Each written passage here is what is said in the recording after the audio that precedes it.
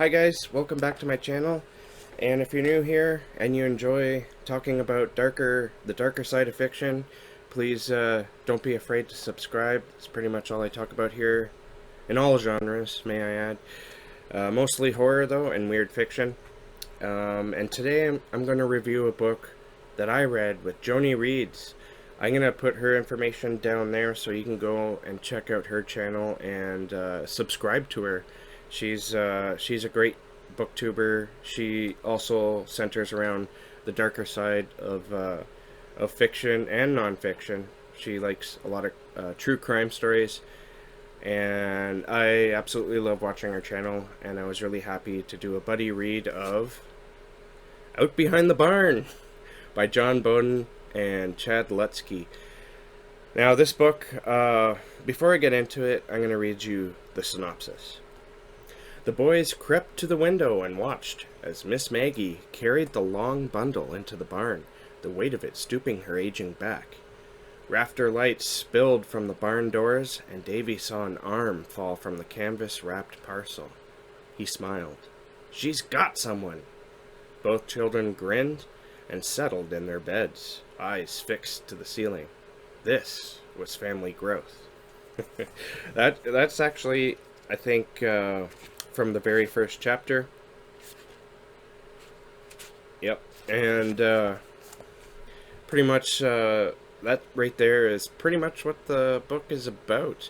I don't necessarily want to go into too much of the plot synopsis, because in all honesty, I think that going into this book is best if you go into it as blind as possible.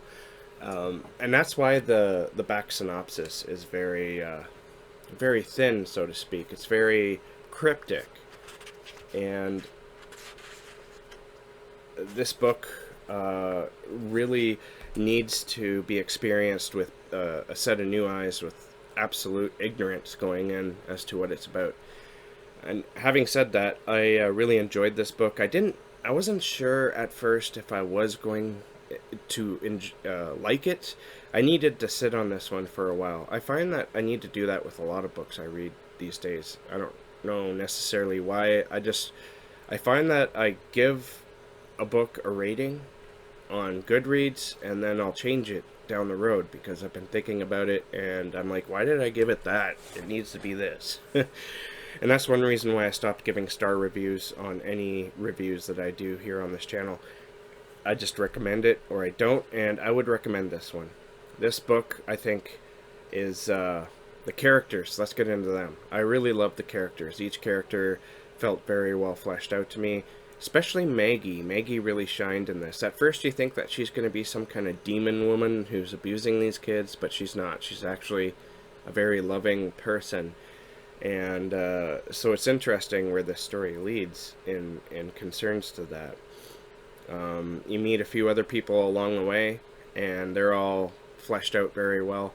The story itself is kind of a mystery until the end, and I enjoyed wondering what it was exactly that was going on. And once you find out, it's at first, like I said, I wasn't sure I was going to enjoy it, but after having sat on it for a while, ultimately I loved this book. I'm beginning to wonder if Chad Lutzke can write a clunker at all. And there's an interesting story as to how this book got written. It's actually detailed in the end with the author's note, which I think is written by Chad Lutzke. Yep, I think so. Anyways, goes on to say that I guess John Boden was sending him, Chad Lutzke, this story. It was originally a short story, and Chad would read it and he'd be like, no, it's not ready yet. And then so he would make a few changes and send it back, and Chad was like, it's still not ready. Until he finally came to the conclusion that the story needs to be longer, and he told John Boden that. And John, I don't think he did anything with it. He sort of put it in his trunk, so to speak. And Chad, however, became kind of gripped by the story, and so he decided to expand upon it. And then when he was done that, he sent it back to John, where they pretty much finished the collaboration made the story fit into one piece, and that's what you have here. It's a very good book. It reads almost like, I could picture this as an artistic independent horror film, and I think it would really transition well into that kind of format. I don't find that happens often with books I read, but this one has a voice to it that is very.